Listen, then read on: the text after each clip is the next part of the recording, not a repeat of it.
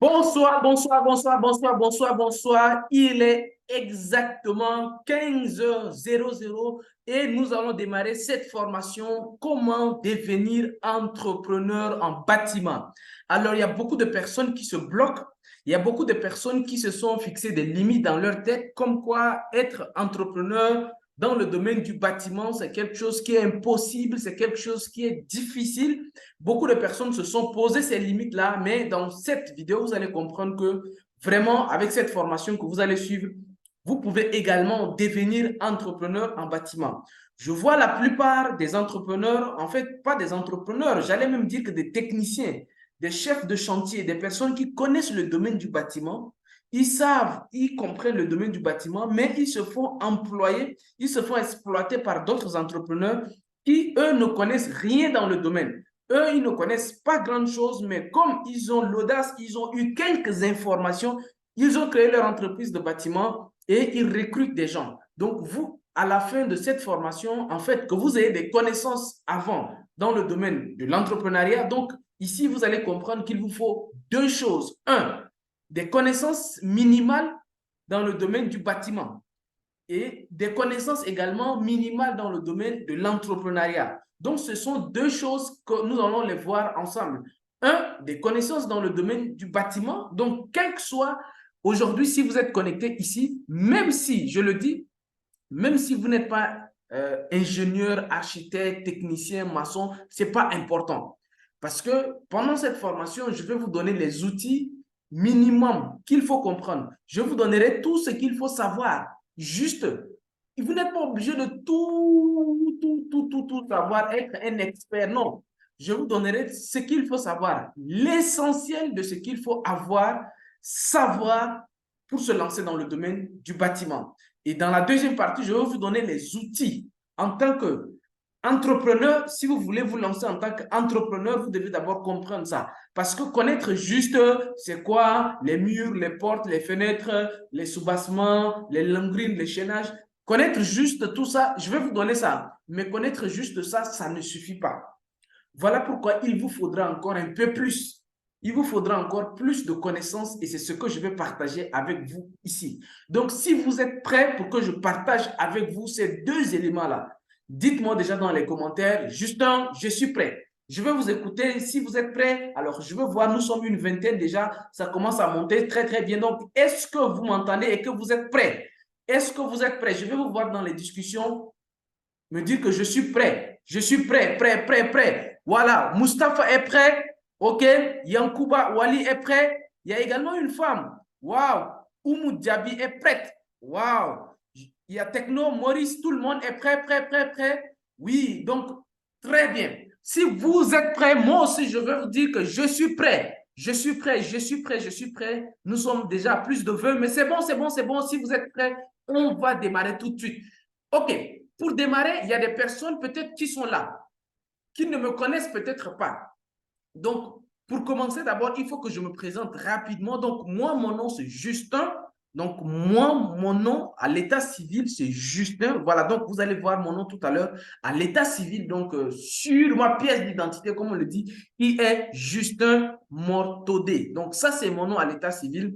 Je suis architecte diplômé en 2018. Donc, la promotion de l'Institut Polytechnique de 2018. Je suis issu de cette promotion-là. Donc, je suis architecte d'abord. Alors, je suis également conducteur de travaux en 2013.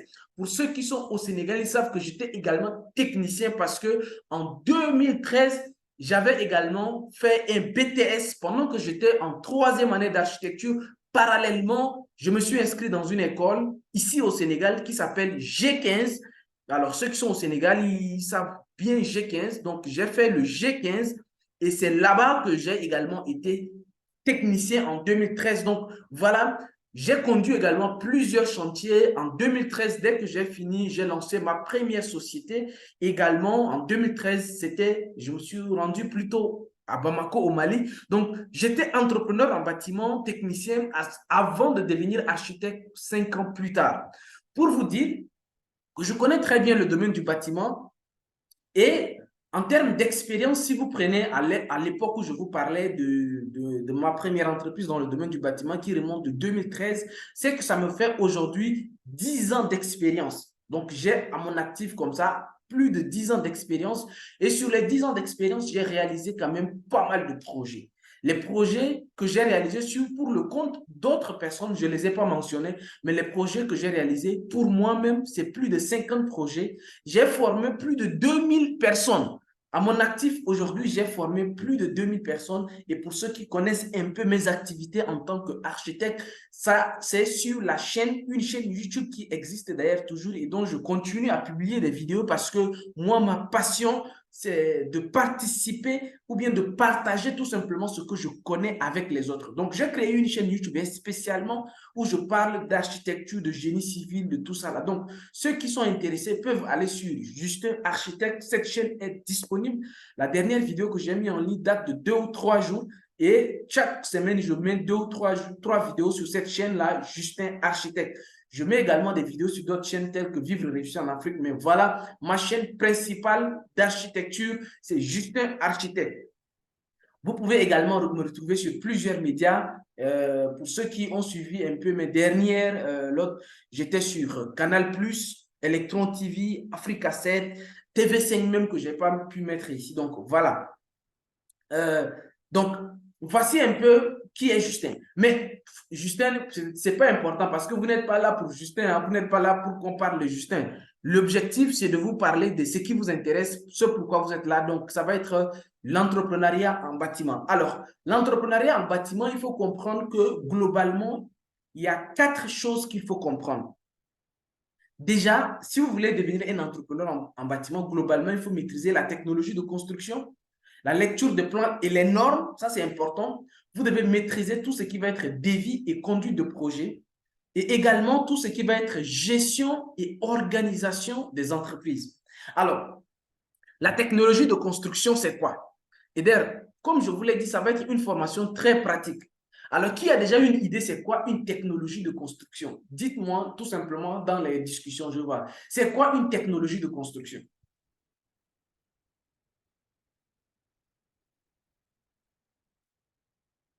Écrivez, en fait, comme les micros sont fermés, ceux qui peuvent l'écrire peuvent écrire déjà dans les discussions. Donc, la technologie, pour aller vite et gagner du temps, la technologie de construction, c'est tout simplement une manière de construire. Chacun a sa technologie. Par exemple, la technologie ancienne, les gens utilisent les pelles, les brouettes, ainsi de suite, et puis ils mettent des briques. Ils superposent des briques, voilà, après les briques un à un, et puis ils mettent des mortiers entre les briques. C'est leur manière de construire. Donc, une technologie, c'est une manière de fonctionner, une manière de réaliser quelque chose. Quand on parle de la technologie Internet, avant aussi, il y avait une technologie, mais c'était une technologie industrielle. Mais maintenant, la technologie Internet, c'est une manière de faire les choses maintenant. Donc, quand on parle de technologie de construction, c'est de connaître maintenant la manière. Il y a différentes manières. Par exemple, je vais vous donner quelques technologies. Moi, au Sénégal, j'ai travaillé sur des projets où on avait utilisé les préfabriqués. Les préfabriqués, c'est une autre technologie aussi. Donc, dans cette technologie de construction par procédé préfabriqué, donc pour construire, il faut préfabriquer d'abord les éléments et on fait juste un assemblage. Après, on installe la tuyauterie, l'électricité et on aménage. Cette technologie par préfabrication. C'est-à-dire que les gens ils construisent par préfabrication.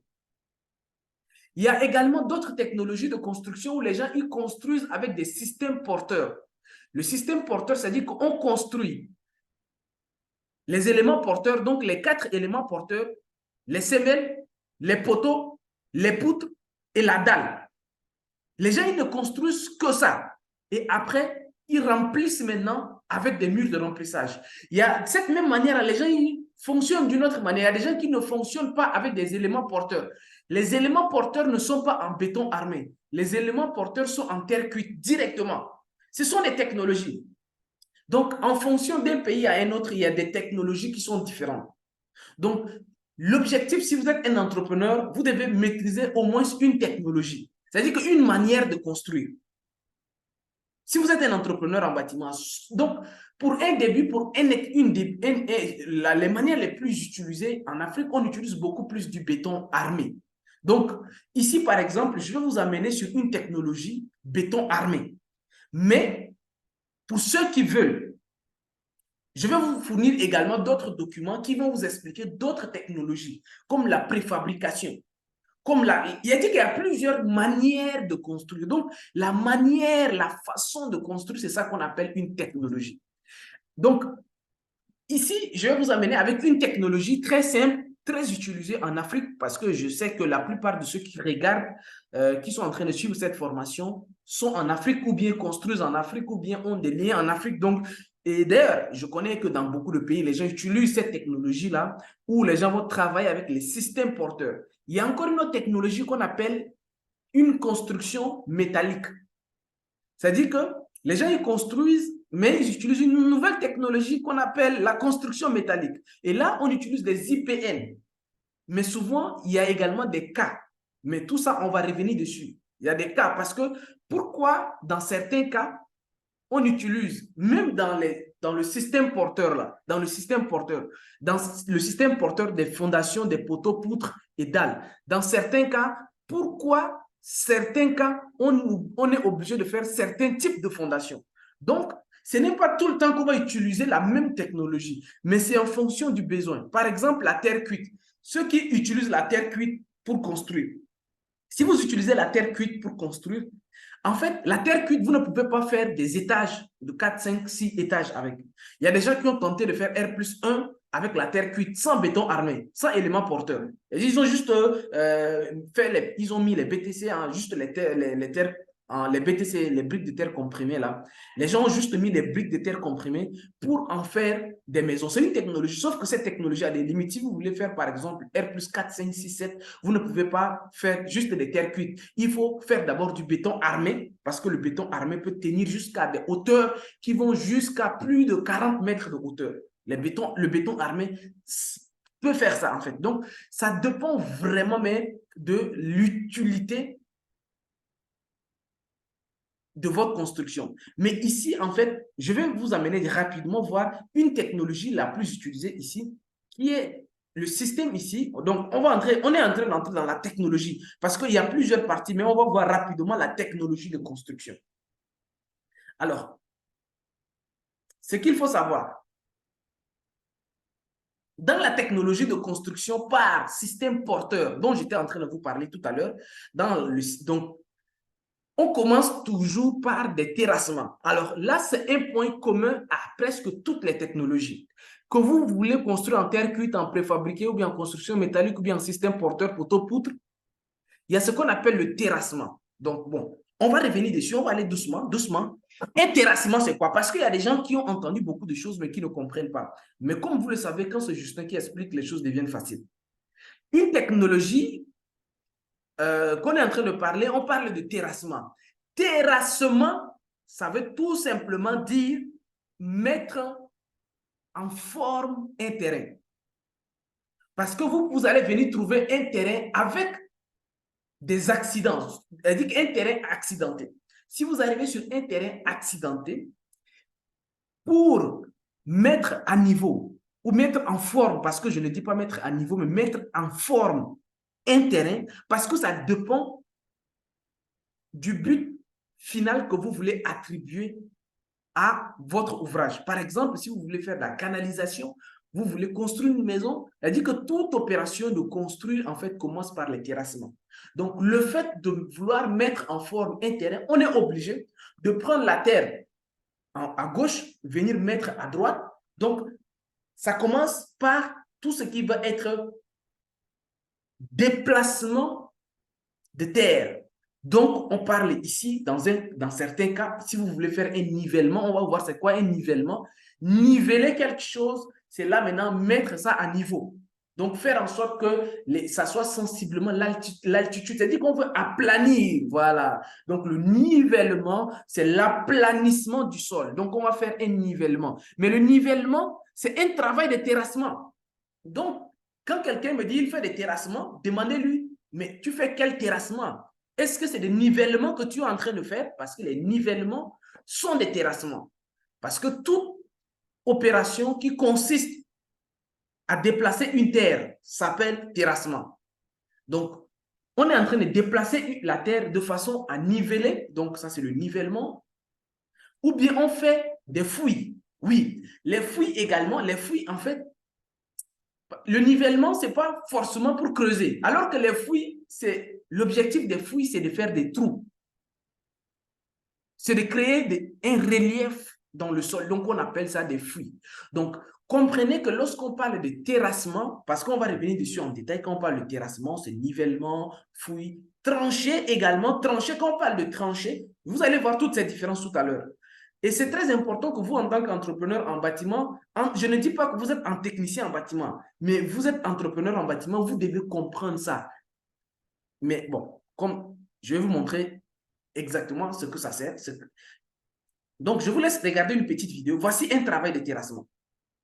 Enlever la terre et le mettre à côté, c'est déjà un terrassement. Ils sont en train de terrasser comme ça. Donc, le mouvement de déplacement des terres, c'est déjà un terrassement. Les travaux qu'ils sont en train de faire là, ce sont les travaux de terrassement.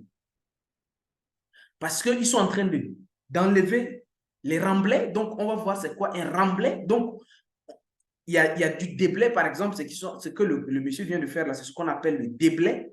Donc, déblai, c'est prendre la terre et l'amener quelque part. Donc, prendre la terre et déplacer la terre. Donc, déplacer, c'est ce qui donne le déblai. Remblayer, c'est rajouter. Donc, prendre quelque part et ramener. Je pense qu'on se comprend jusqu'à là. Donc, ce sont des opérations de terrassement. Voilà encore. Ça, maintenant, c'est le remblai. C'est-à-dire qu'on ramène de la terre additionnelle. Donc, on est en train de remblayer. Le remblai, on ramène la terre. Voilà. Mais ça, c'est le remblai. Donc, ce que vous avez vu avant, c'est le déblai, enlever la terre. Et le remblai, ramener la terre. C'est simple. Donc, vous allez voir, par exemple, là maintenant, c'est là le nivellement. Vous voyez, ça, c'est un nivellement. On essaie de faire en sorte que la terre soit au même niveau. Ce sont des termes que si vous voulez être dans le domaine du bâtiment, vous devez commencer à vous habituer avec ça. Le nivellement. Donc, l'objectif du nivellement, c'est d'amener jusqu'à avoir la même planitude pour pouvoir, par exemple, faire ce qu'on appelle des pavés. Pour poser des pavés, il faut niveler. Donc, ça, c'est le nivellement. C'est très important de comprendre ces termes-là. De toute façon, je vais vous renvoyer cette vidéo. Je vais vous renvoyer, après, je vais vous renvoyer cette formation pour que vous recevez encore. Et d'ailleurs, il y a des supports que je vais vous envoyer pour que les termes que je suis en train de dire, pour ceux que ce n'est pas clair, ils vont voir maintenant beaucoup plus clair. Ici, je l'explique. Si vous comprenez, c'est déjà très bien. Et je le dis encore pour ceux qui ne comprennent pas ce que je suis en train de dire, dites ça dans les commentaires. Dites que Justin, tu as dit telle chose que je n'ai pas compris. Je vais regarder les commentaires et répondre. Donc, dites, si en expliquant une chose, c'est trop rapide, dites-moi déjà, est-ce que c'est rapide? Ou bien le rythme, il est bon?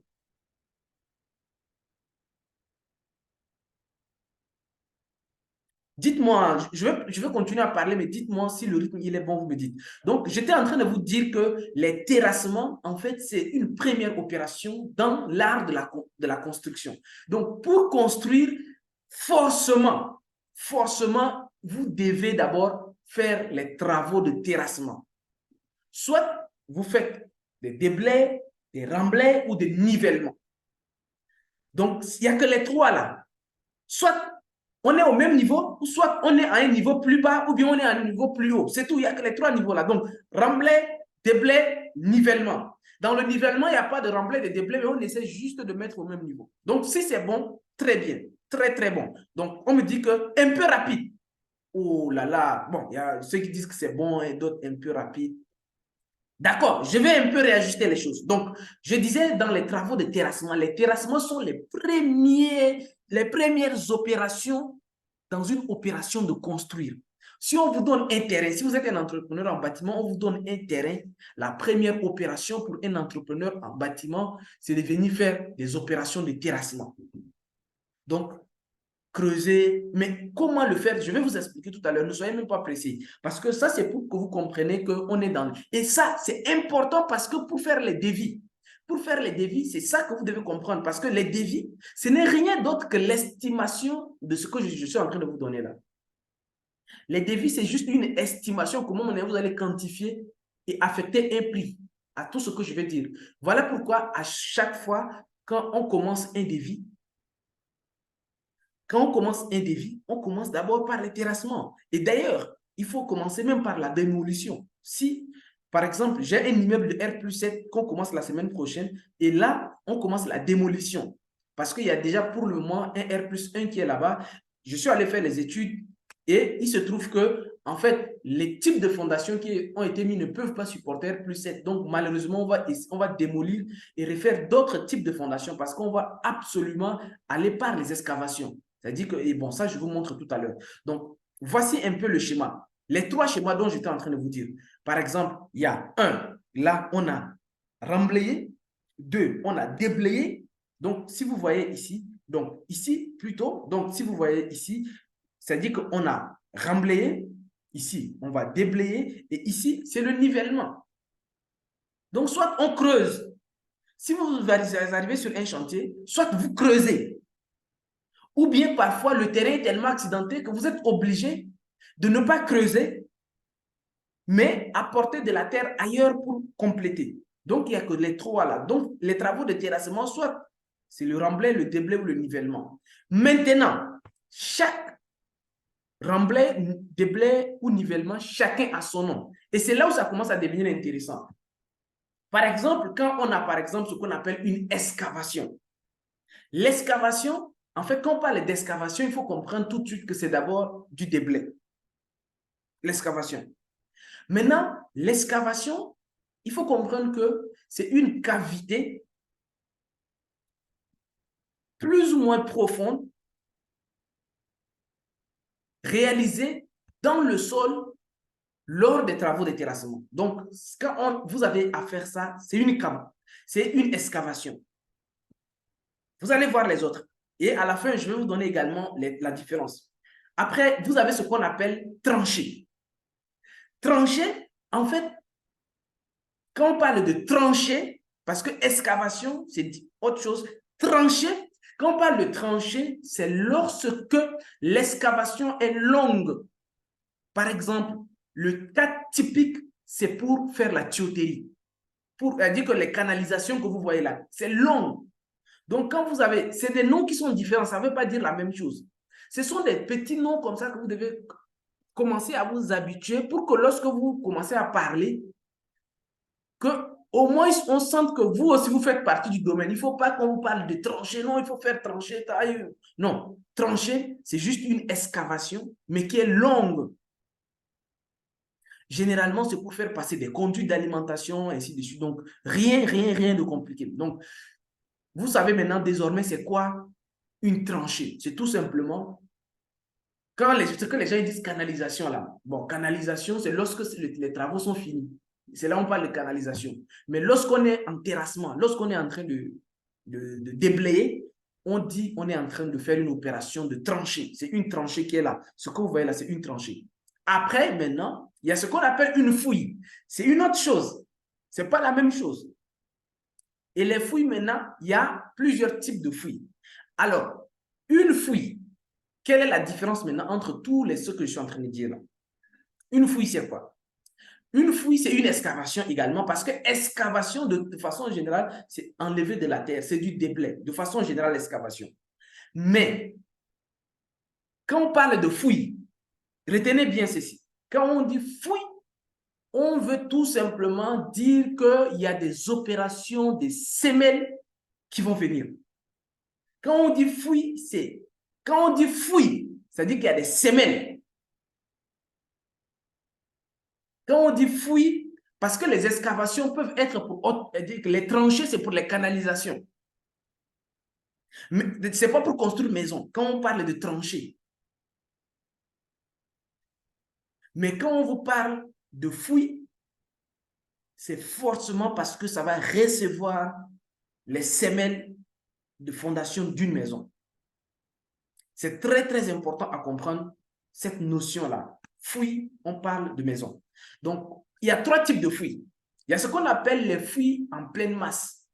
Quand on parle de fouilles en pleine masse, c'est lorsque on va toute la surface sur laquelle le bâtiment va être construit, on va excaver, on va creuser sur toute la surface. Par exemple, si vous avez 300 mètres carrés, votre terrain fait 300 mètres carrés et que vous dites que vous voulez faire une fouille en pleine masse, cela veut dire que vous voulez creuser sur tous les 300 mètres carrés.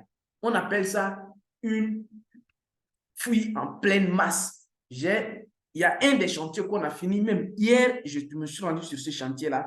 Ces chantiers, on l'avait fait, on l'avait excavé en pleine masse. Donc, c'était une fouille en pleine masse. Je vous enverrai des vidéos spécifiques.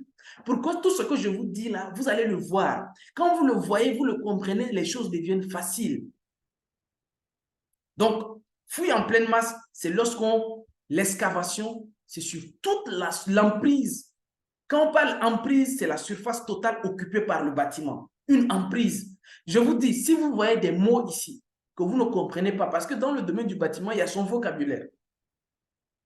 Donc, si vous voyez des mots ici que vous ne comprenez pas, n'hésitez surtout pas à me dire dans les commentaires que Justin, telle chose que tu as dit là, je ne comprends pas, je reviens dessus. Et même si je ne reviens pas dessus, peut-être que je vais vous envoyer des images, des extraits, ou bien quand je me rends sur mes chantiers, je fais des vidéos. Parce que quand je me rends sur mes chantiers, je fais des vidéos en fonction des spécifiques et je vous envoie ça par rapport à vos questions pour que ça soit visuel. Après, il y a ce qu'on appelle les fouilles profondes. Une fouille profonde, alors, généralement, quand on parle de fouille profonde ou bien de fouille ponctuelle, c'est pour recevoir, bon, en fonction de ces trois-là. Donc, une fouille ponctuelle ou bien profonde, c'est une fouille qui n'est pas sur toute la surface du bâtiment, mais qui est plus ou moins, qui n'est pas très, très large. Une fouille en rigole. Alors, fouille ponctuelle ou profonde, on appelle ça également des fouilles en puits. C'est comme un puits. Quand on fait des fouilles en puits, donc les fouilles ponctuelles, c'est également des fouilles en puits. Il y a également des fouilles qu'on appelle des fouilles en rigole.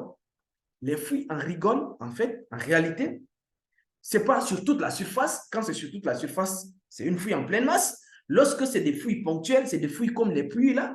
Mais lorsque c'est des fouilles en rigole, en fait, c'est lorsque c'est destiné à recevoir les semelles filantes. Bon, peut-être que quand je dis comme ça, ce n'est pas très compréhensible, mais je vais vous montrer les images concrètes, pour que vous voyez. Voici une fouille en pleine masse.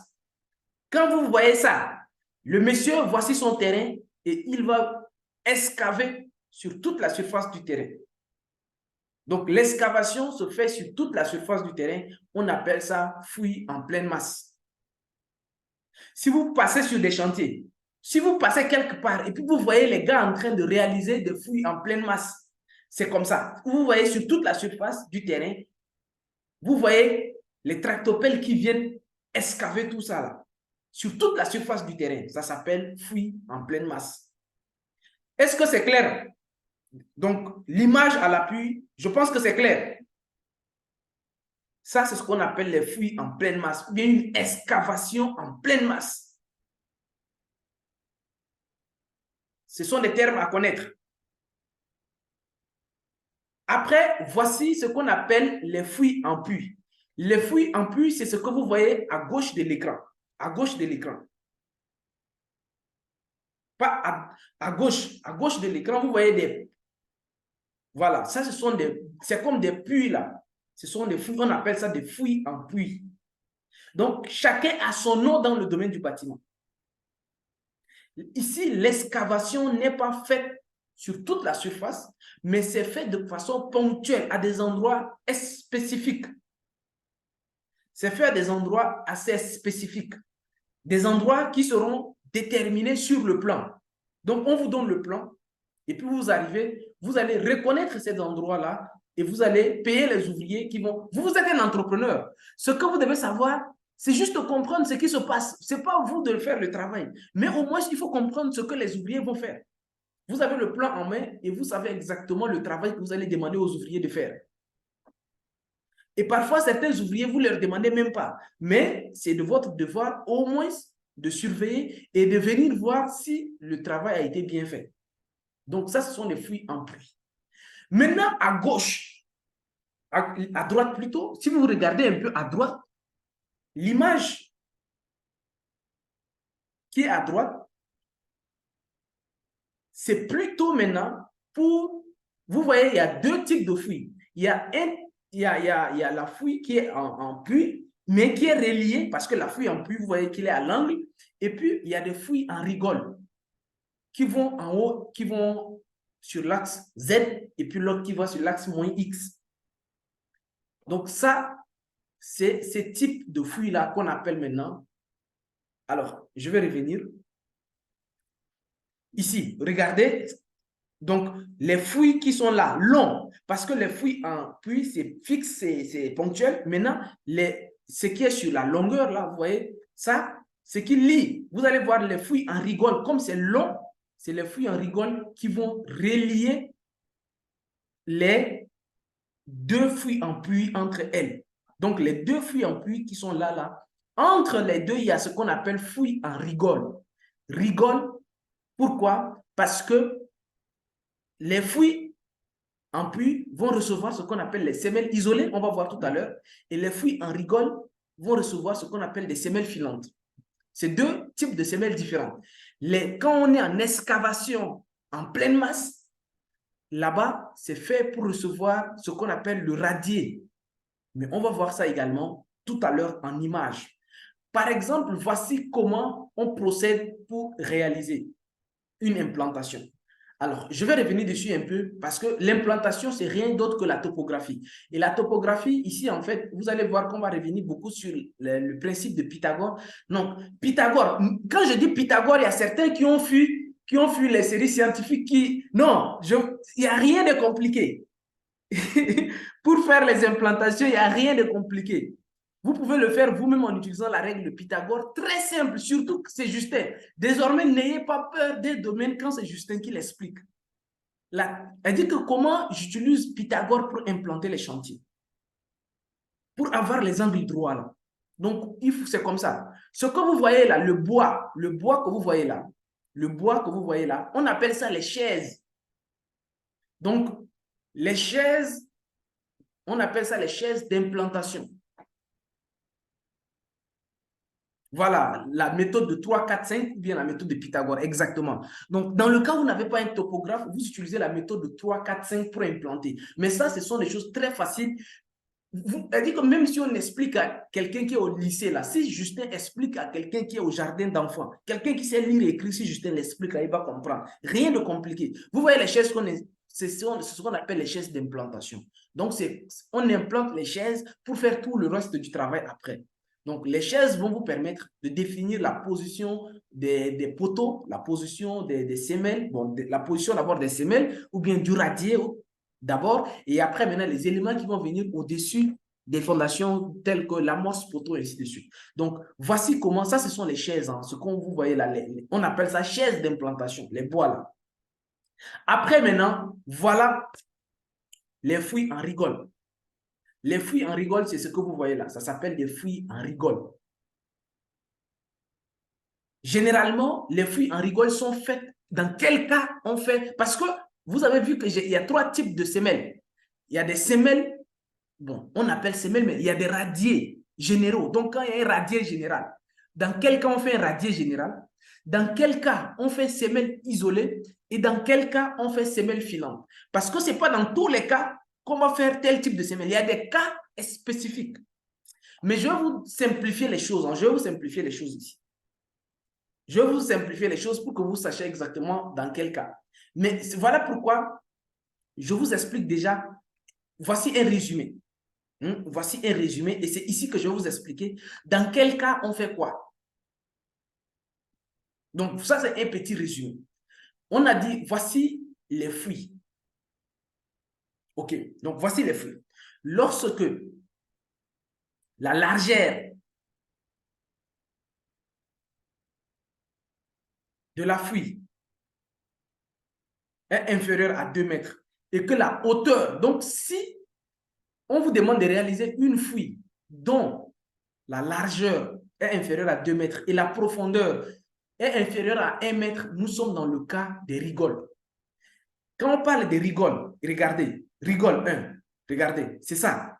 L'image à gauche là, les rigoles. La condition, c'est qu'il faut que la profondeur, ici, la profondeur du trou là, soit inférieure à 1 mètre. Dans ce cas, on parle de fouilles en rigole. Il faut que la profondeur soit inférieure à 1 mètre et la largeur soit inférieure à 2 mètres. Dans ces cas-ci, on parle de fouilles en rigole. Ça, c'est des résumés que je vous fais comme ça. Maintenant, je vous dirai pourquoi, dans quel cas, on choisit fouilles en rigole.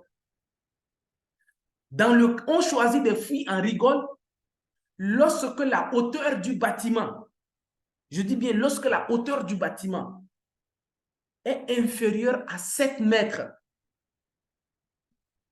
Lorsque la hauteur du bâtiment dépasse 7 mètres, il n'est même pas conseillé de faire des rigoles. Parce que ce sont des fondations pour soutenir les bâtiments qui ne sont pas lourds. Les fouilles en rigole.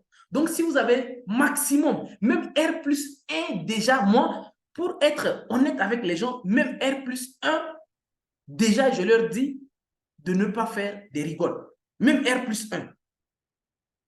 Donc, si c'est rez-de-chaussée simple, si vous avez un plan rez-de-chaussée simple, avec une dalle, parce que la hauteur, ça va être 3 mètres ou bien 3 mètres 50 maximum. La hauteur, si vous voulez construire des chaussées simples, la hauteur, ça va être 3 mètres 50. Si c'est trop, peut-être une très haute, vraiment, ça va aller maximum 4 mètres. Pour rez-de-chaussée simple, villa basse. Mais quand vous partez sur R plus 1, généralement, vous allez peut-être être déjà dans les 7 mètres et poussière. Mais R plus 1, moi, par expérience, je déconseille aux gens de faire des fouilles en rigole. C'est-à-dire que faire des fondations superficielles, quoi, des fondations légères.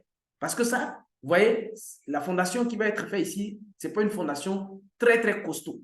Donc, première conclusion que je vous tire.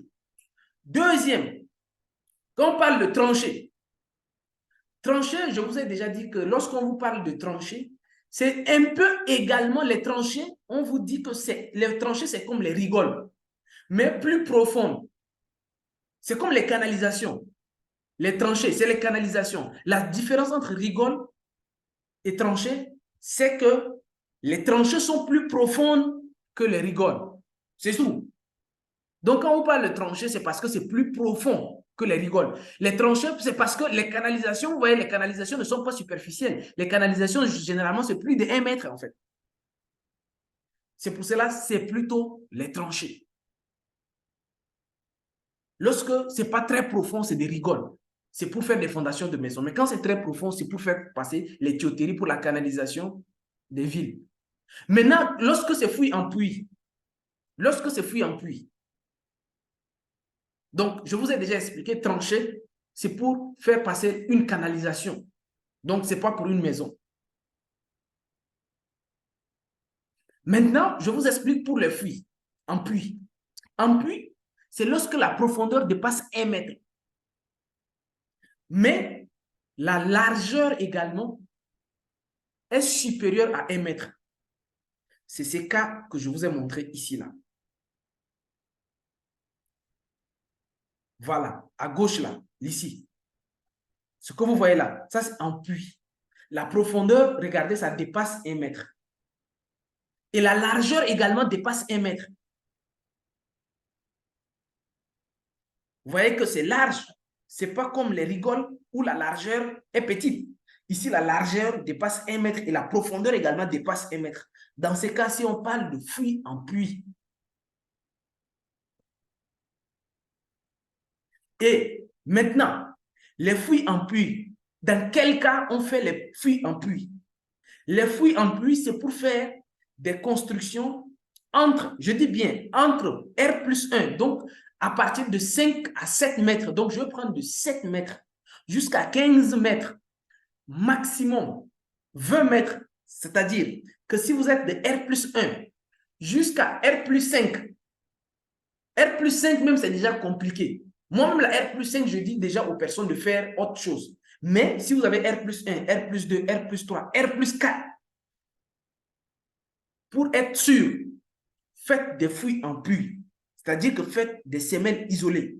Donc, lorsqu'on a affaire à un bâtiment de R+1, parce que la hauteur des bâtiments, généralement, la hauteur d'un bâtiment, c'est entre 2,80 m et 3,50 m pour les habitations. Ce n'est pas la même chose lorsqu'on est sur du commerce, c'est d'autres choses, c'est d'autres considérations. D'ailleurs, ça, je vais vous expliquer. Je vais vous envoyer même les vidéos qui vont vous donner les normes, les tailles. Mais lorsque vous êtes sur usage habitation, c'est 2,80 m en France, ainsi de suite. Ailleurs, les gens ils sont sur des hauteurs encore plus basses, 2,60 m, mais en Afrique, il fait chaud. Donc, 2,80 m, c'est minimum, jusqu'à 3,50 m, ça, c'est pour les habitations. Donc, si la hauteur d'un bâtiment, la moyenne, on prend 3 mètres et que vous avez rez-de-chaussée, premier, deuxième, troisième, quatrième, ça fait 5. Vous multipliez par 3, ça fait 15. Donc, jusqu'à 15 ou bien 20 au maximum, utilisez les semelles isolées. Et c'est quoi une semelle isolée? Je vous explique après. Vous allez voir tout à l'heure, c'est quoi une semelle isolée. Donc, lorsque vous êtes à R+1 jusqu'à R+4, 5 déjà, ça devient un peu compliqué. 5, c'est un peu risqué. Mais bon, quand même, je vous le dis comme ça. Mais moi, mes recommandations, R+1, R+2, R+3, R+4, là, vous pouvez vous engager sur du à peu près, voilà, fouille en puits avec des semelles isolées, ça passe. Sauf qu'après aussi, quand vous êtes déjà sur R+5, il y a également beaucoup de libage à venir, ainsi de suite. Mais bon, on va maintenant, excavation.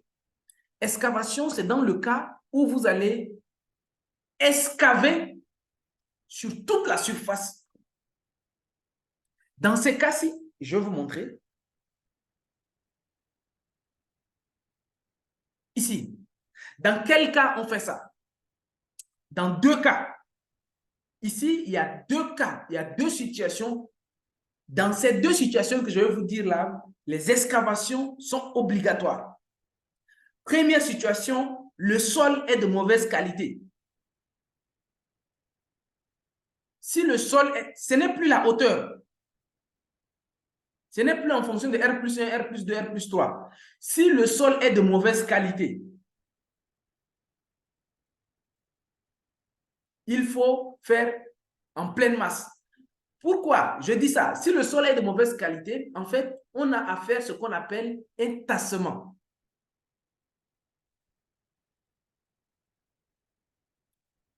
Donc, lorsque le sol est de mauvaise qualité, typiquement des sols qui sont argileux.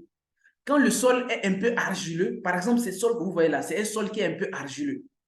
Quand un sol est un peu argileux, pendant la pluie, le sol, l'argile gonfle. Et pendant la saison sèche, il y a ce qu'on appelle un effet de retrait. Moi, en 2014, j'étais au CEREG. Pour ceux qui sont au Sénégal, ils connaissent le CEREG, le laboratoire national du Sénégal. C'est le CEREG. Ça se trouve à Anne Bel-Air, ceux qui savent. J'étais là-bas. On partait faire des missions de prospection, on partait faire des sondages carottés. C'est-à-dire qu'on partait faire des sondages carottés. Bon, ceux qui sont dans le domaine après, je vais vous expliquer un peu plus tard. L'objectif, c'est quoi? On partait recueillir le type de sol. Quand le sol, on vient faire des essais de compression. Les essais de compression qu'on fait, si la taille, la variation est très importante, on se rend compte que c'est un sol qui va faire en sorte que lorsque vous allez construire dessus, votre bâtiment, avec le temps, votre bâtiment va s'affaisser. Il y a des maisons comme ça. Plus le temps passe, c'est comme si la maison entre au sol. Donc, c'est ce qu'on appelle un effet de tassement. Donc, votre maison va descendre, va descendre, va descendre. Donc, si vous voulez construire, la première chose à voir d'abord, moi, ce que je dis aux gens, si vous voyez qu'il y a trop d'argile dans la zone là, faites une excavation. Donc, il y a deux types de tassement. Il y a ce qu'on appelle le tassement uniforme. Donc, dans le cas où, s'il y a de l'argile, vous allez prendre, par exemple, ce type de sol-là, ça va descendre. Donc, tout le bâtiment va descendre. Il y a des gens, alors, je ne sais pas si vous m'entendez pas. Il y a des personnes qui disent qu'ils ne m'entendent pas. Est-ce que tout le monde ne m'entend pas? Je ne sais pas, il ne faut pas que depuis là, ce que je suis en train de dire, c'est à l'air. Hein. Est-ce que quelqu'un m'entend au moins? Dites dans les commentaires pour que je vois.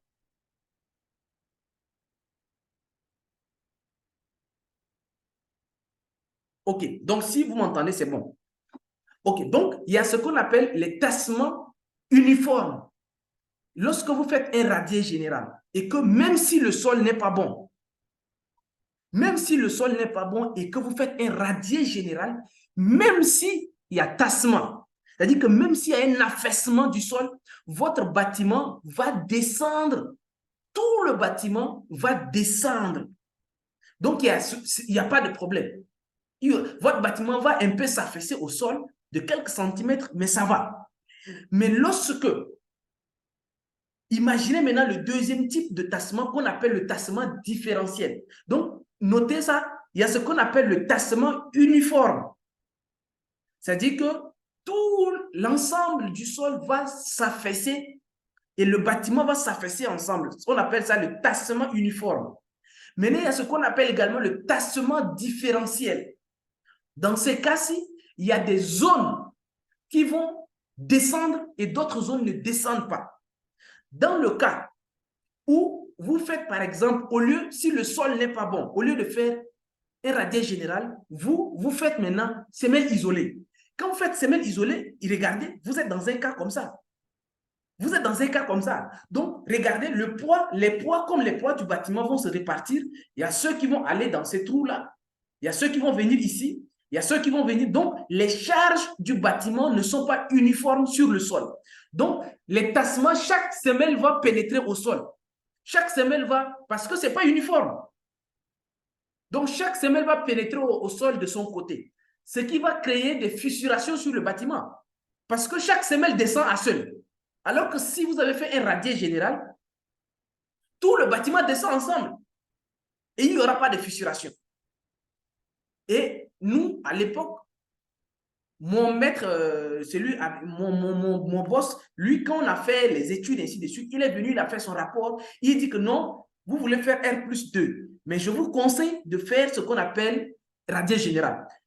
Le radier général, je vous dis la vérité, ça coûte plus cher parce qu'il faut couler le béton sur toute la surface. Le gars dit que non, l'entrepreneur dit que non. Bon, c'est pour cela que vous, les entrepreneurs, ce n'est pas à vous de faire le choix. Le choix n'est pas à l'entrepreneur de dire que non, moi je vais faire des semelles isolées, moi je vais faire des... Non, non, non, ce n'est pas à vous. On vous donne un cahier de charges, vous l'exécutez. Donc, l'entrepreneur est allé convaincre le propriétaire que non, ce que l'ingénieur a dit là, que ce n'est pas bon. On fait des semelles isolées. Lorsque ils ont fait 2 ans après, j'étais en ville et j'ai rencontré mon boss là-bas qui sortait du tribunal. Et j'ai vu là-bas également des entrepreneurs et on m'a dit que non, que c'est un entrepreneur, l'ingénieur a fait les recommandations qu'il fallait faire, un radier, et lui il dit que non, le radier, ça va coûter cher au propriétaire, et il a conseillé au propriétaire que non, il faut faire des semelles isolées. Il a fait des semelles isolées 2 ans après le bâtiment. Il y a un tassement, donc les fissures, et le propriétaire est allé porter plainte au CEREG. Le CEREG a dit que voici le rapport que moi j'ai fait. Moi, j'ai demandé qu'on fasse des semelles en radier général. Qu'est-ce qui est fait? On dit non, sur place, l'entrepreneur a convaincu le propriétaire de faire des semelles isolées. Non, vous, en tant qu'entrepreneur, et ça, il y a une partie de la formation qu'on va le faire ensemble où je vais vous montrer les normes. C'est-à-dire que vous êtes en tant qu'entrepreneur, ce n'est pas le côté technique qui est plus important. Oui, le côté technique, comme on va le voir également, c'est important, mais vous devez connaître également la juridiction, la jurisprudence, les règles. C'est-à-dire que les normes, faites les choses selon les règles de l'art. Et ça, c'est très important. Donc, lorsque on est sur des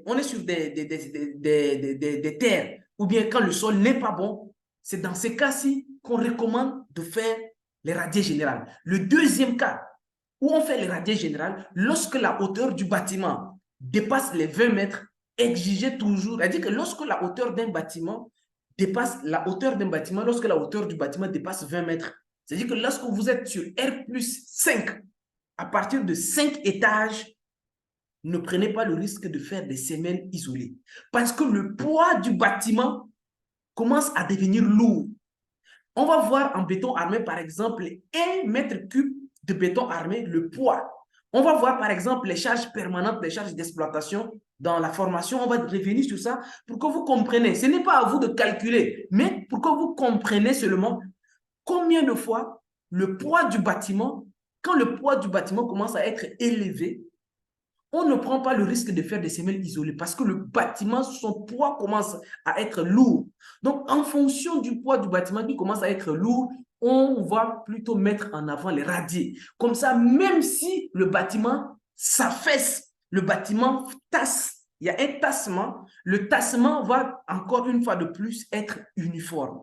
Donc, voici les deux cas qui poussent, qui doivent pousser les gens. C'est dans ces deux cas-là qu'on fait ce qu'on appelle excavation.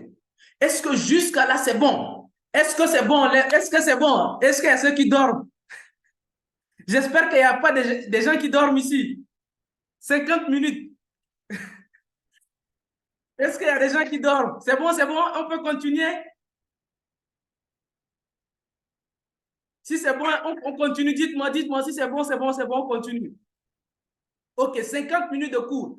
Donc, si c'est bon, OK. C'est bon, on continue. OK. Question, s'il n'y en a pas, on continue. Très bien. Donc, on va maintenant passer.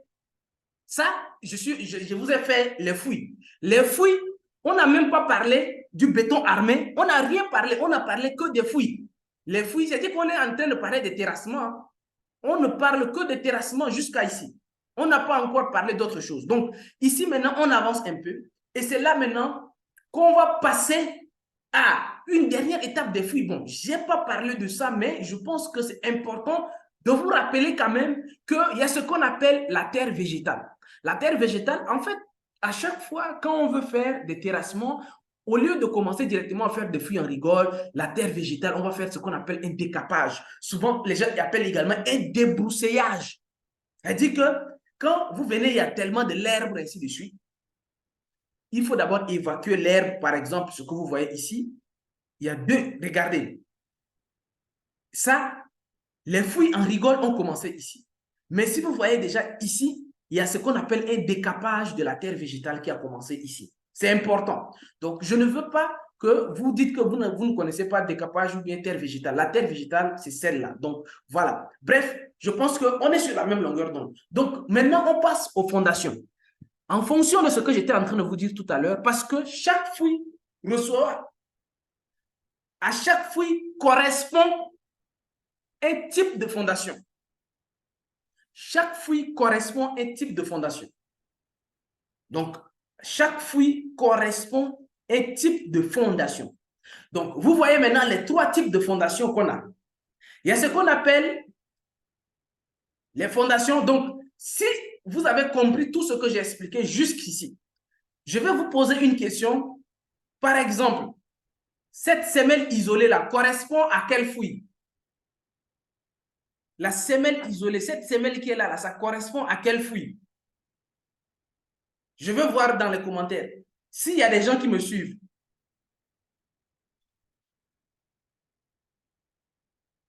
Ah oui. Voilà, il y a quelqu'un qui a dit que ça correspond aux fouilles en rigole. Non, c'est que tous ceux qui sont en train d'écrire puis c'est bon, mais il y a quelqu'un au moins qui a dit que semelle isolée, c'est pour fouilles en rigole.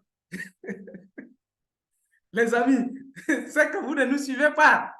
Les semelles isolées, c'est des semelles ponctuelles. C'est des semelles qui arrivent à un endroit fixe. Et ça arrive dans fouille en puits. Donc, semelle isolée, fouille en puits. Et ici, semelle filante, c'est dans quelle fouille? Les semelles filantes. Maintenant, je dis semelle filante. Cette semelle-là, parce que les semelles isolées, c'est des semelles ponctuelles. Et les semelles filantes, ce sont des semelles longues, minces et lancées. C'est ça. Les semelles filantes, c'est des semelles minces et élancées. Ça correspond en rigole. Dans les petits trous que j'avais dit, les rigoles, ce sont des fruits de faible profondeur, inférieure à 1 mètre et de faible largeur. C'est les rigoles. Et ici, le radier, ça correspond à quel type de fruit?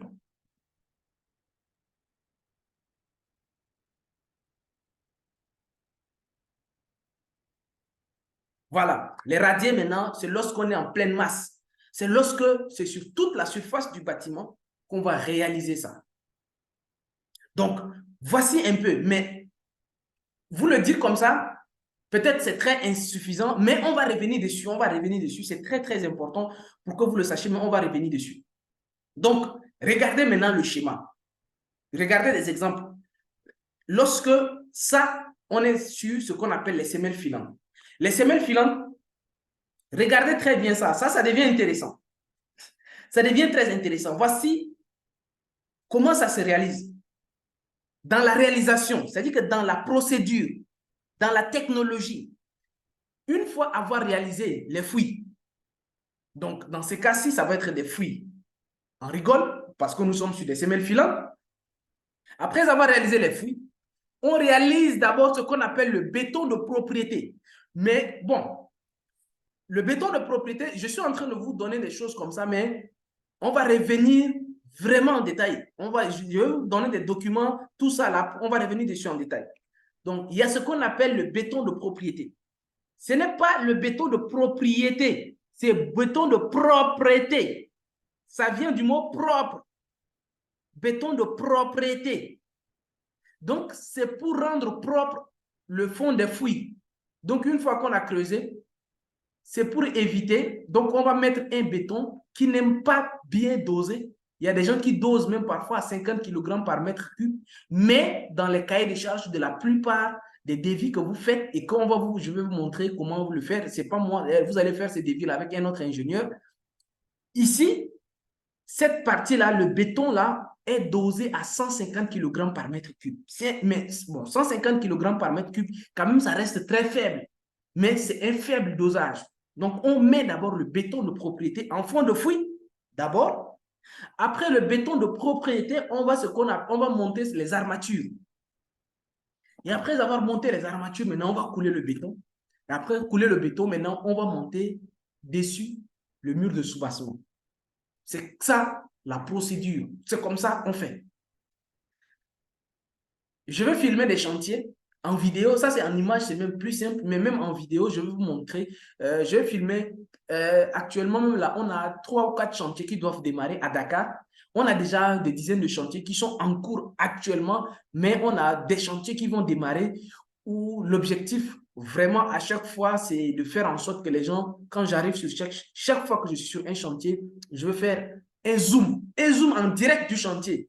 Et ça, je pense que ça va être mieux même, quoi. Je vais faire, à chaque fois que je suis du chantier, je vais faire des zooms en direct des chantiers pour que vous voyez, bon, pour ceux qui peuvent, ou bien j'enregistre tout et après je viens vous donner en vous expliquant un peu. Mais les semelles filantes, voici comment le mode opératoire, très simple à réaliser. Après aussi, voilà, sur le chantier, voici un peu comment ça se passe. Donc, c'est un peu ça les semelles filantes. Regardez, c'est du béton qui est coulé. Regardez, ça, c'est ça. Tout ça, là, c'est le béton qui est coulé directement dans le trou. Ce que je viens de vous expliquer là. Ce que vous voyez là, c'est les semelles filantes. Mais en dessous des semelles filantes, il y a déjà béton de propriété. Et après, maintenant, semelle filante est venue dessus. Et sur la semelle filante, maintenant, vous voyez ici les soubassements. Je vous ai dit que lorsqu'on construit de cette manière-là, c'est pour les bâtiments de faible hauteur. OK? Maintenant, voici semelle isolée. Semelle isolée, c'est ça. C'est la même chose. Il y a béton de propriété. Après le béton de propriété, il y a le ferraillage. Et après, maintenant, on va coffrer. C'est la même chose. On va revenir dans. Donc, regardez. Là, maintenant, vous voyez semelle isolée, semelle filante ensemble. C'est très simple. Et ici, pour finir, voici un radier général. Ça, c'est un radier général. C'est-à-dire que le coulage s'est fait sur toute la surface. C'est un radier général. Voilà un radier. C'est un bétonnage qui s'est fait sur toute la surface. Voilà. Donc, on vient de voir, on a vu de façon ramassée quand même, assez ramassée, en 1 heure de temps, on a vu déjà, je vais vous envoyer ça, On a vu en 1 heure de temps, on a vu de façon ramassée déjà les fondations, les terrassements et les fondations.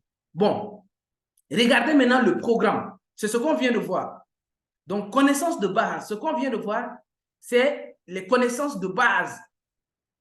Donc, ici, vous voyez, on a vu les terrassements. Donc, on a vu tout ce qui est terrassement, on vient de voir, ça c'est les connaissances de base. Après, on a vu également une généralité sur les fondations, parce qu'on va voir encore ça en détail. Les implantations. Donc, dans la première partie de la formation complète, dans la première partie seulement, c'est moi, donc il y a moi et Abdourahim, c'est un ingénieur, c'est lui qui va vous tenir également sur certaines parties. Donc, sur toute la partie béton armé, ainsi de suite, il va vous tenir pour vous faire comprendre certaines choses. Donc, on vient de voir terrassement, fondation, implantation qu'on a brossé. Donc, il reste les élévations, les finitions, les procédés, la résistance des matériaux, ça va être des notions. On va appliquer ça au béton armé et surtout la notion de topographie que je disais tout à l'heure qui va vous aider à implanter les chantiers. Après ça aussi, il y a tout ce qui va être matériaux de construction. Vous devez maîtriser également les matériaux de construction.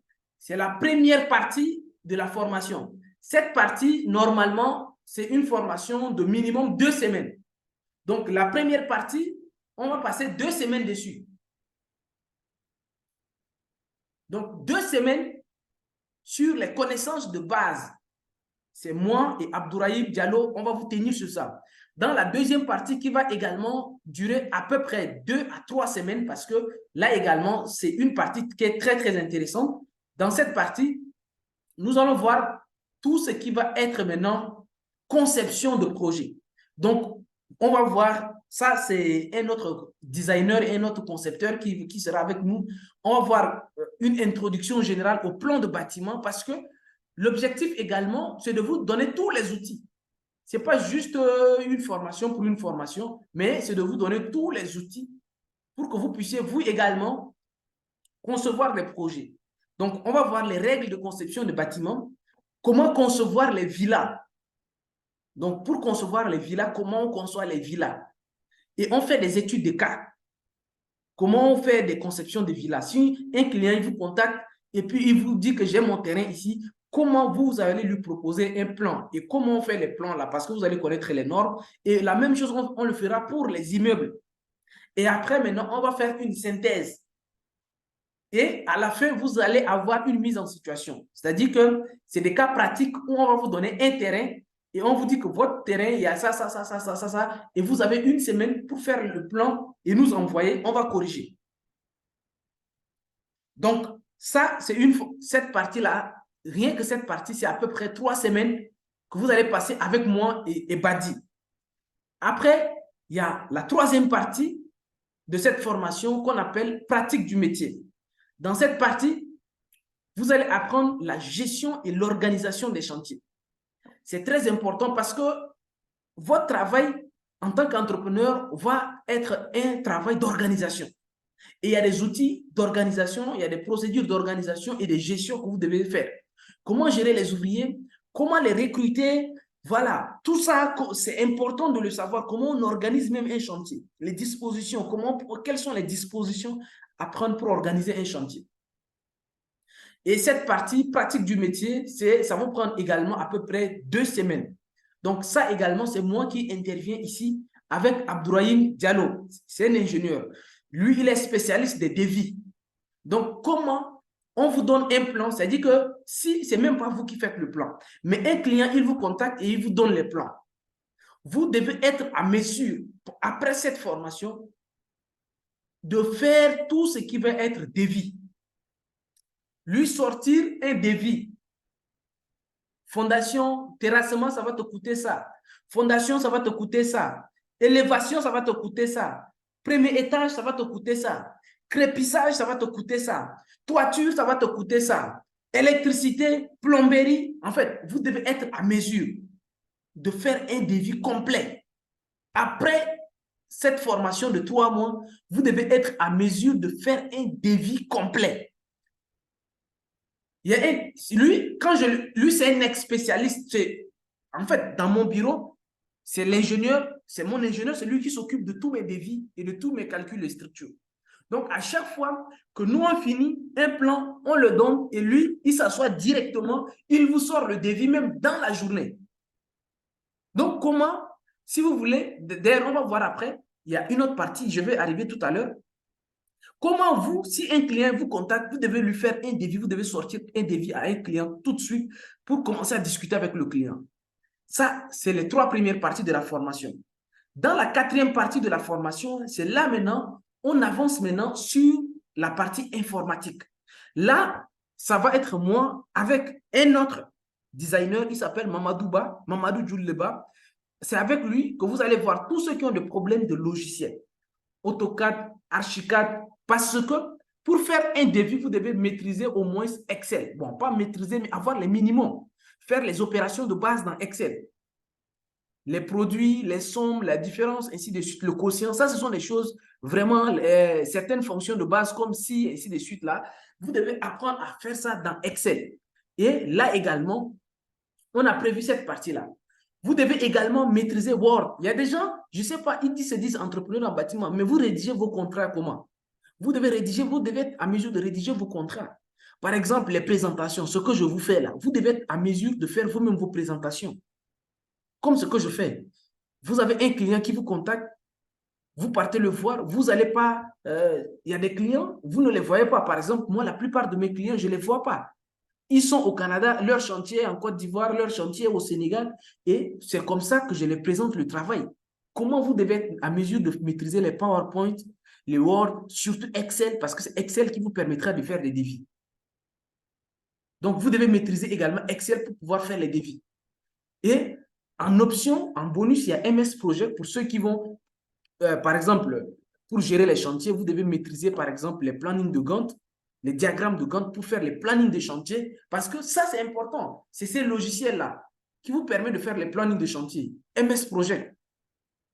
Vous devez apprendre à maîtriser. Par exemple, si on arrive sur votre chantier, vous devez afficher déjà le planning du chantier. De première semaine à 2e semaine, on a excavation, tel. Voilà, les travaux de terrassement.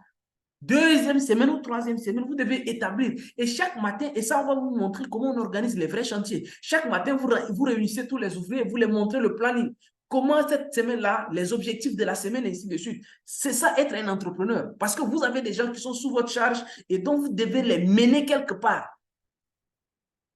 Donc, c'est à ce niveau maintenant que vous devez, MS Project vous permet de quadriller et d'organiser. Pour ceux qui veulent, on vous donne en bonus Revit Architecture et Lumion pour ceux qui veulent faire les 3D. Mais un entrepreneur, c'est en option. Je le dis bien que c'est en option pour ceux qui veulent maintenant faire les 3D, faire calcul de structure. On a également ces formations de disponibles qu'on va vous donner. Mais ça, c'est en option. On ne va pas vous évaluer sur ça. On ne va pas vous évaluer si vous savez utiliser robot structural ou bien Lumion. Non. Nous, ce qui nous intéresse, c'est que vous devez être à mesure d'utiliser au moins AutoCAD. Pour vous permettre, parce que c'est AutoCAD qui vous permet de sortir les superficies, elle dit que les quantitatifs, Archicad aussi, elle dit que les outils qui vont vous aider concrètement, rien n'est anodin. Parce que tout ce qu'on a mis dans le programme là est utile, surtout dans la partie informatique là, on a choisi. Moi-même là, je maîtrise beaucoup de logiciels, mais je n'ai pas tout mis ici. J'ai mis juste l'essentiel qui vont vous aider à devenir des bons entrepreneurs.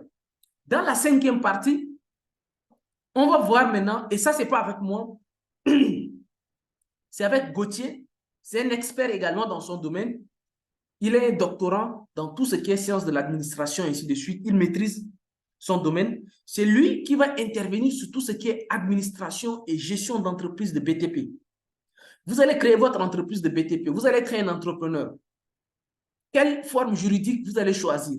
Et quelles sont leurs implications à long terme? Ce n'est pas créer une entreprise pour créer. Il faut comprendre les implications. Il faut comprendre les régimes d'imposition. C'est lui qui m'a donné ce programme. Il dit que lui, il est également, il gère la comptabilité, l'administration de plusieurs entreprises de BTP. Et il dit que Justin, il y a tellement de problèmes. Les entreprises de BTP ont trop de problèmes de fiscalité, des impôts, ainsi de suite, parce qu'ils ne savent même pas choisir. Et pour certains qui arrivent à choisir des formes juridiques d'entreprise qui est adaptée, ils ne savent pas les démarches qu'ils vont suivre pour les permettre de payer moins d'impôts, d'échapper à certaines procédures, les rouages administratifs. Tout ça, c'est dans la 5e partie. Vous devez maîtriser également l'administration si vous voulez vraiment vous en sortir. Sinon, l'État va tout prendre. Dans la 6e partie, il y a la partie appel d'offres. Cette partie également, c'est très important. Comment on monte un dossier d'appel d'offres? Il y a 2 types. Il y a les appels d'offres publics et puis il y a les appels d'offres privés. C'est-à-dire, si c'est l'État, parce que si c'est l'État qui lance l'appel d'offres, les exigences sont différentes. Et souvent, c'est même très exigeant. Parce que moi, je participe à des appels d'offres. Donc, je sais, l'exigence est très élevée. Lorsque c'est le privé, c'est autre chose. Lorsque c'est un particulier qui vous appelle, ce que vous devez savoir, si aujourd'hui, quelqu'un vous appelle, et d'ailleurs, je vais vous montrer après comment obtenir des clients sur Facebook. Je vais vous montrer ça tout à l'heure. Si un client, il vous contacte, je vous montre mes stratégies, mes méthodes qui font en sorte que quand je dis aux gens, moi, chaque semaine, j'ai 2 ou 3 rendez-vous avec des clients. Chaque semaine. Chaque semaine. Même avant-hier, j'avais des rendez-vous. Parce que, et ce n'est pas, je ne publie pas ça sur la page de Vivre et Réussir en Afrique. Non. J'ai d'autres pages avec d'autres stratégies. Personne ne sait même que ces pages-là ne m'appartiennent. Parce que je crée des pages spécialement. Je vais vous montrer ça tout à l'heure, comment ça fonctionne. Mais si un client, l'appel d'offres privé, c'est quoi? C'est un particulier qui te rencontre sur Facebook, parce que c'est les endroits où il y a beaucoup de clients là-bas, je sais de quoi je vous parle. Si un client, il te rencontre là-bas, mais comment tu vas arriver à convaincre ces clients-là? Dans le cas de l'État, c'est autre chose, la démarche, elle est différente. Dans le cas d'un particulier, les démarches également sont différentes. Donc, Gauthier va partager avec vous quels sont les rouages pour monter un appel d'offres, les erreurs à éviter et comment les anciens fonctionnent. Ça, c'est la 6e partie. Dans la 7e partie, c'est là maintenant que je vais vous expliquer le côté marketing. Comment nous, on arrive à avoir chaque semaine des rendez-vous. Comment marketing, comment vous faites votre marketing. Parce que moi, le fait de vous former, c'est pour après également pour que vous soyez rentable. Si vous finissez cette formation, à la fin de cette formation, normalement, vous devez, après 3 mois passer avec nous, vous devez commencer par avoir vos premiers clients. Et nous, on utilise les réseaux sociaux. J'utilise essentiellement les réseaux sociaux pour avoir mes clients. Ce n'est même pas sur mes vidéos. J'ai des pages pour ça. Et comment on fait? J'ai fait venir spécialement un expert. Il s'appelle Fleury. Il va vous montrer comment vous pouvez devenir crédible, même si vous êtes débutant. Comment vous pouvez attirer des clients sur Internet. Il va nous partager sa méthode. Comment bâtir des relations de confiance avec les prospects et fidéliser. Surtout, il y a quelque chose que les gens ne comprennent pas. Comment faire pour que vos anciens clients vous recommandent à d'autres? Ça, ce sont des stratégies. Et la 8e partie, nous allons voir maintenant la législation, les règles à connaître. Parce que vous êtes un entrepreneur, vous devez connaître également ces choses-là. Les différentes autorisations, les autorisations de construire, c'est quoi? Il faut que vous compreniez ça et que vous puissiez commencer à le faire. Les autorisations de démolition, les conformités, les installations, tout ça, ce sont des règles à comprendre. Tout ce qui est normes de sécurité. Souvent, vous êtes au chantier, il y a les inspections qui débarquent. Vous devez connaître, c'est comme un citoyen qui ne connaît pas ses droits et ses devoirs. Vous devez connaître le rôle des inspections, ceux qui font le contrôle. Vous devez connaître leur rôle. Tout ça, c'est important pour qu'un entrepreneur en bâtiment maîtrise ça. Parce qu'un entrepreneur, vous voyez que, mis à part le côté où tu dois comprendre les fouilles, les semelles, ainsi de suite, en fait, ces choses-là, mis à part que vous connaissez ça, vous devez pratiquer le métier. Il y a les réalités du terrain et il faut qu'on vous explique à l'avance. Donc, voici le programme qu'on va voir ensemble pendant 3 mois. Les formations, c'est minimum 2 fois par semaine à partir de 18 heures. Donc, à partir de 18 heures, on va être sur Zoom. Il y a une partie que vous avez déjà. Il y a une partie qu'on va, c'est déjà enregistré et on vous envoie ça. Et même si vous ratez des parties, souvent, on enregistre pour vous renvoyer après. Donc, ceux qui sont même très occupés, on va leur renvoyer les enregistrements. Mais il est toujours mieux d'être présent pour poser des questions à la fin. Donc, l'objectif, c'est 2 fois par semaine minimum parce que généralement, on va faire 3 fois. Mais il y a des fois où on vous envoie des formations qui sont déjà en enregistré, comme les visites que je fais. Je vais faire des visites et vous envoyer ça. Parfois, j'enregistre pour éviter des bruits. J'enregistre un peu tôt le matin et je vous envoie ça. Mais ce qui est sûr, chaque semaine, vous aurez des cours à suivre. Et pendant 3 mois. Et après les 3 mois, ceux qui sont au Sénégal, je le dis bien, parce que ça, je le dis carrément. Ceux qui veulent venir, parce qu'il y a beaucoup qui me demandent, Justin, est-ce que je peux venir au Sénégal me former? Je les ai dit qu'il n'y a pas de problème. Mais nos formations sont en ligne. Si vous avez suivi nos formations en ligne et que vous voulez venir au Sénégal faire un stage, il n'y a pas de problème. On peut vous faciliter votre arrivée au Sénégal. On peut vous aider sur les facilitations, sur votre logement. On peut vous faciliter votre arrivée au Sénégal dans tout ce qu'il faut pour que vous puissiez venir au Sénégal faire un stage sur un de nos chantiers ou dans nos bureaux. Ça ne nous pose pas de problème. Mais ceux qui sont dans d'autres pays, nous avons également, par exemple, au Togo, je vous parlais du cas du Togo. Au Togo, on a des partenaires qui sont là-bas, avec lesquels on a des chantiers également sur place. Mais, comme je ne suis pas là-bas souvent et que la plupart de mes équipes sont ici, je préfère que les gens viennent au Sénégal. Ceux qui veulent faire leur stage viennent au Sénégal. Mais ceux qui sont au Sénégal, s'ils veulent faire des stages, nous, on les facilite à venir faire des stages sur nos chantiers. Mais ça, c'est rien qu'un bonus pour ceux qui peuvent venir au Sénégal. Ou bien ceux qui sont au Sénégal. Mais à la fin, il y a une attestation. Donc, pour toutes les personnes qui vont participer, je ne vous ai pas dit, mais à la fin de chaque partie, il y aura une petite évaluation qui va vous... C'est pour évaluer un peu vos connaissances de ce que vous avez appris.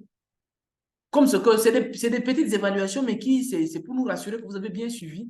Et à la fin, on vous donne vos attestations qui est signée de Vivre et réussir en Afrique Sénégal. Donc, nous également, dans les statuts de nos entreprises, surtout de notre entreprise Vivre et réussir en Afrique, il y a le statut également formation.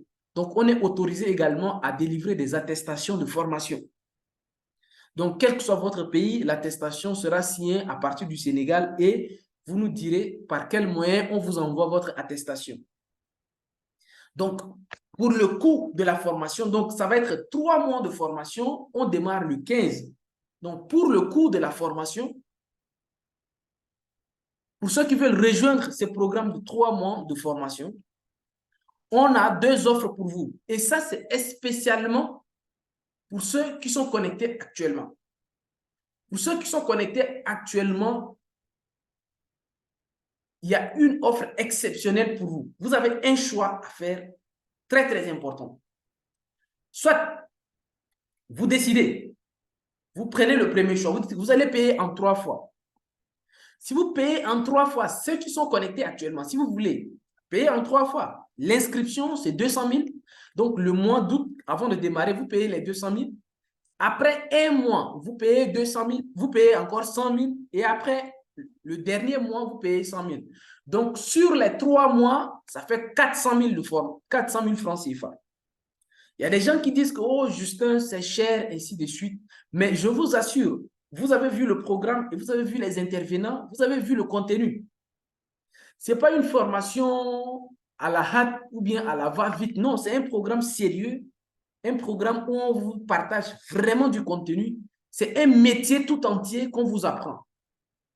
C'est carrément un métier qu'on vous apprend. Donc, ce n'est pas quelque chose, une formation de 50 000 ou bien non. C'est vraiment, si vous prenez juste la partie des logiciels, là, ceux qui se forment avec moi, avec les logiciels, rien que mes formations sur les logiciels, ils connaissent le prix. Mes formations sur les logiciels, si vous prenez tous les logiciels seulement là, ça dépasse déjà les 400 000. Là. Tous les logiciels seulement. Je ne vous parle pas d'autre chose, ni des autres intervenants, rien, rien. Rien que les logiciels, ça dépasse déjà les 400 000 sur les 3 mois. Donc, si vous prenez partie par partie et que vous voulez suivre tout ça, le prix, vraiment, le prix n'a rien à voir. Moi, je peux comprendre que quelqu'un dise que je n'ai pas d'argent. Oui, ça, c'est autre chose. Mais par rapport au prix, par rapport au coût de la formation, vous pouvez vous-même vous rendre compte que le coût de la formation n'a rien à voir avec le contenu que vous allez avoir. Mais toutefois, je vais essayer de faire quelque chose pour vous. Et c'est ce que je préfère, je vous prévois. Au lieu de payer les 400 000, ceux qui vont payer 300 000 en une fois,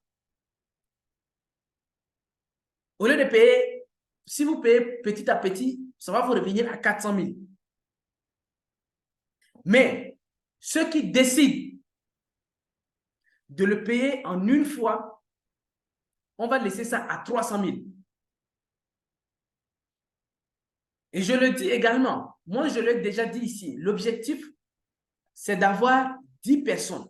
Si 10 personnes, moi je ne veux que 10 personnes.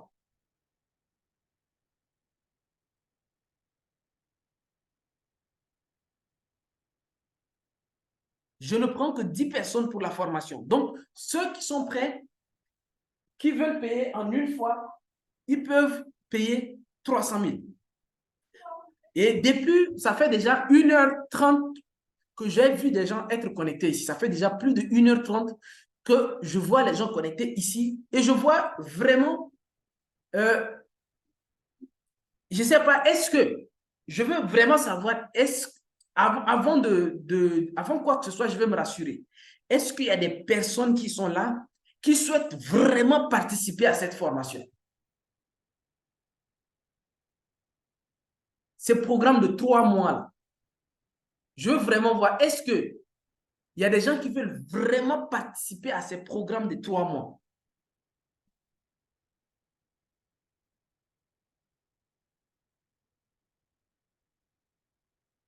Il n'y a que 3 personnes qui veulent participer à ces programmes. Ou bien, OK. Il y a d'autres qui écrivent OK. Parce que l'idée, je vous le dis, ça ne s'arrête pas au niveau de la formation. Parce que l'objectif, c'est de créer des partenariats. Je ne sais pas si Kevin est là ou Tchakbele est là. Ils sont au Congo, Togo. On essaie, surtout avec Kevin qui est au Congo, on ne s'est jamais vu. Mais on a déjà travaillé ensemble. Pourtant, c'était un de mes étudiants. L'objectif, c'est faire en sorte qu'avec le temps, on puisse travailler ensemble. Parce que je sais que le domaine du bâtiment, c'est un domaine où si tu te lances, tu gagnes un marché. Tout ce que tu vas apprendre.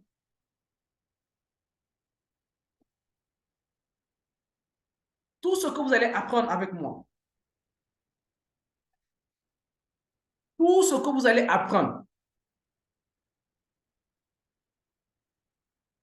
Tout ce que vous allez apprendre avec moi, je vous assure, si vous gagnez un seul marché, si vous gagnez un seul marché, vous oubliez tout ce que j'ai dit. Voilà, si vous pouvez voir les commentaires, Kevin, on ne s'est jamais vu. On a déjà fait un projet ensemble. Il était venu juste se former. Et ce n'est que le début. Si vous gagnez un seul marché, je suis sûr que vous oubliez le prix. Parce que dans le domaine du bâtiment, je sais que pour un début, c'est difficile. Pour les premières semaines, si vous voulez chercher des clients, mais je vous dis, on va vous partager des méthodes qui vont vous permettre, vous également, d'avoir des clients sur Internet, comme ce que nous on fait. Et il suffit d'avoir un seul client pour que vous vous rendez compte que payer 300 000 pour se former avec moi, avec mes équipes, pendant 3 mois. 300 000 pendant 3 mois. C'est-à-dire que ceux qui veulent, c'est comme, c'est vraiment cadeau, quoi. Mais, il y a Fofana qui dit qu'il est partant pour les 300 000. Je vais essayer, moi également, de faire un dernier effort pour des personnes qui sont connectées ici. Et ici, en fait, ce qui va se passer ici, ça reste ici. Je vous le dis déjà. Ce qui va se passer ici, ça reste ici. Ça ne va pas sortir. Ceux qui ne sont pas dans le groupe Zoom, qui n'ont pas eu le lien pour se connecter là, ils ne vont jamais, jamais, jamais profiter de ce que je vais vous dire là. C'est-à-dire, je vous donne une réduction, mais de ouf. C'est-à-dire que là, je ne sais pas, je ne peux pas faire plus d'efforts que ça.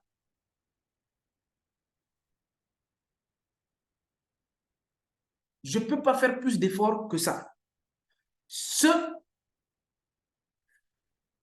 Je vois beaucoup de personnes qui sont partantes pour les 300 000.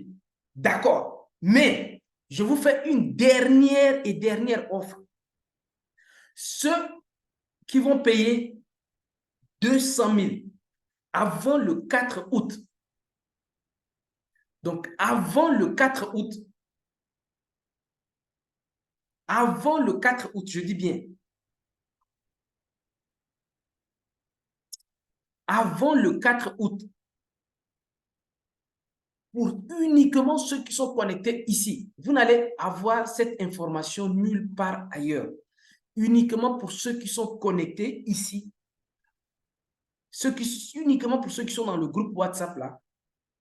Je vous laisse ça à 200 000.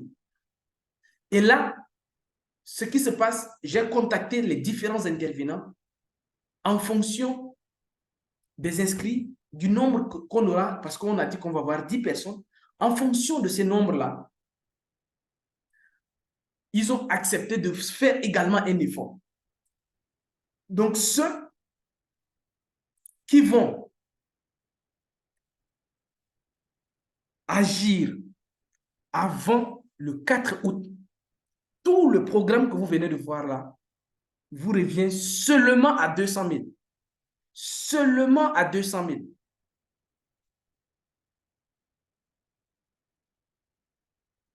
C'est-à-dire que là, je ne peux pas faire mieux que ça.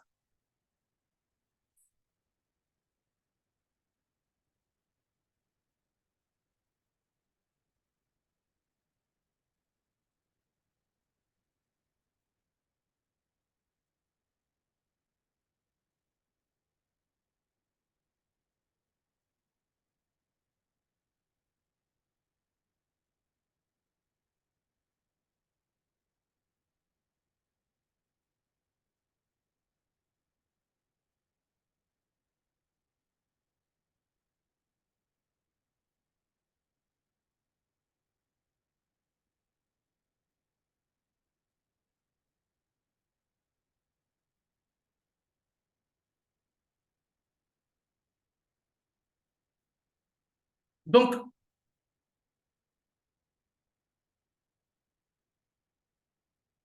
ceux qui veulent rejoindre ces programmes, contactez-moi.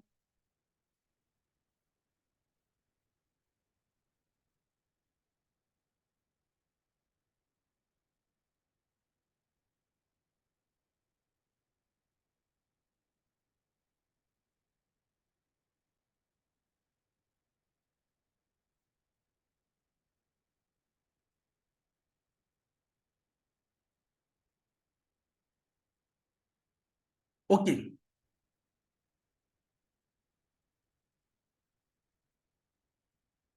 Non, la date, comme on l'a dit, ça va rester pour le 4 août. Donc, contactez-moi.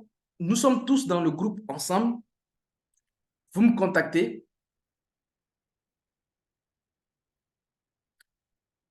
Donc, je pense que à ce niveau, je vais arrêter, vous ouvrir le micro pour ceux qui veulent prendre la parole. Donc, je vais tout simplement